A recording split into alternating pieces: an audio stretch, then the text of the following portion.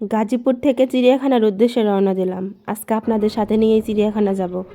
তো এখানে আমরা গাজীপুর বর্ষাহল থেকে বাসে উঠলাম। বাসে উঠে আপনার আবদুল্লাপুর ওভারব্রিজের উপর এখন আমরা ব্রিজ পার হইতেছি। ব্রিজটা পার হতে প্রায় 30 মিনিটের মতো লাগছে। এখন ব্রিজের আশেপাশে হাঁটতেছি। তো উপর থেকে আমরা নিচে যাব, মানে নিচে যে তারপরে আরেকটা বাসে উঠবো চিড়িয়াখানার উদ্দেশ্যে। এখন আমরা নিচে নামতেছি, তো আপনারা সাথেই থাকুন।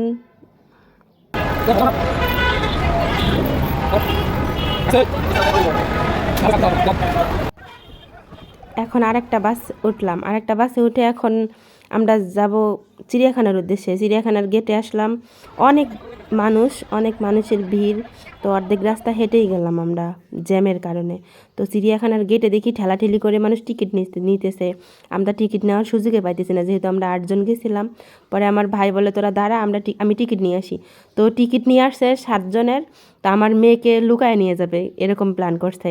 তো তাও নিতে পারলাম। আমাদের টিকিট আমরা দিলাম, আমাদের সাথে আমার মেয়ে চুপি করে চলে গেল। তো মেয়ের টিকিট লাগলো না। তো এখানে ভিতরে গেলাম। ভিতরে যে অনেক ভিড়ের কারণে কিচ্ছু দেখতে পারি নাই ভালো মতো। তো আমার মনে হয় চিড়িয়াখানা যাওয়াটাই আমাদের জন্য বেকার হয়েছে, যেহেতু টাকা খরচ হয়েছে, আমাদের অপচয় টাকা খরচ হয়েছে, যেহেতু কিছু দেখতে পারি নাই ভালো মতো। আর দেখার মতো তেমন কিছু না। এখানে উট পাখি, তো বড় একটা উট পাখি, আবার এখানে বাঘের খাঁচা। এটা বাঘের খাঁচা। বাঘ যে কোথায় আমরা নিজেও দেখতে পারি নাই, মানে ভালো করে। একদিক দিয়ে ভিড়, আর একদিক দিয়ে বাঘ কোন গর্তে কোনখানে কি আমরা বুঝতে পারি নাই। তো এখানে বানর, আমার মেয়ে বানর দেখে তো খুব খুশি।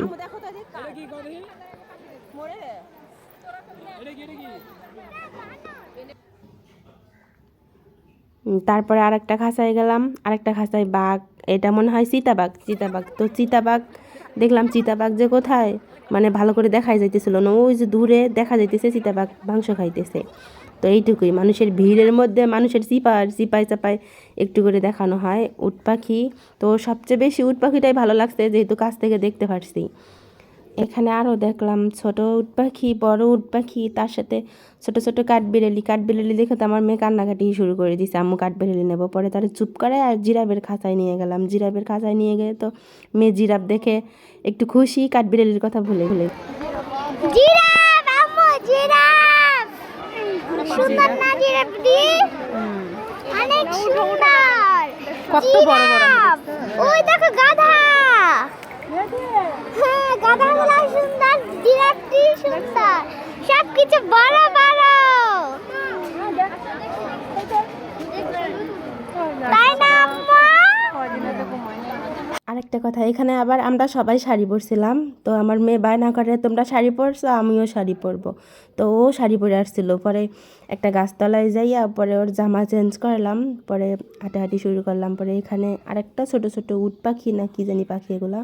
পরে এখানে ময়ূর দেখে তো আমার মেয়ে নাচানাচি শুরু করে দিচ্ছে। এক কথা, ভিতরে ঢুকে গেছে, যে এত কাছে গেছে ময়ূরের, যে ও কাছ থেকে দেখবে। ময়ূর দেখা হলো। পরে ময়ূরের একটা পাখনা নিছে 30 টাকা করে। তো ময়ূরের পাখনা নিয়ে আমার মেয়ে হাঁটাহাঁটি শুরু করতেছে। পুরো যেন চিড়িয়াখানাটা নাচানাচি শুরু করছে, হাঁটাহাঁটি শুরু করছে। তো যেন এত খুশি, এত আনন্দ, ওর জন্যই বরঞ্চ যাওয়া আমার চিড়িয়াখানায়।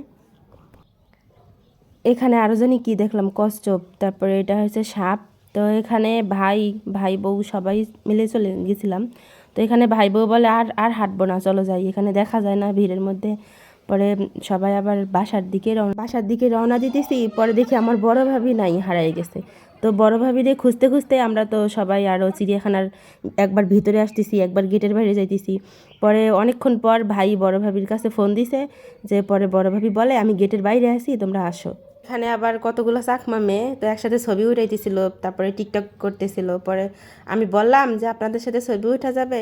তো তারা কিভাবে কথা বলে, মানে কি চাকমাদের ভাষা তো আপনারা জানেন, আমি বুঝি না। তবে বলে কি হ্যাঁ যাবে। পরে তাদের সবার সাথে একখানে দাঁড়া করায় ছবি উঠাইলাম।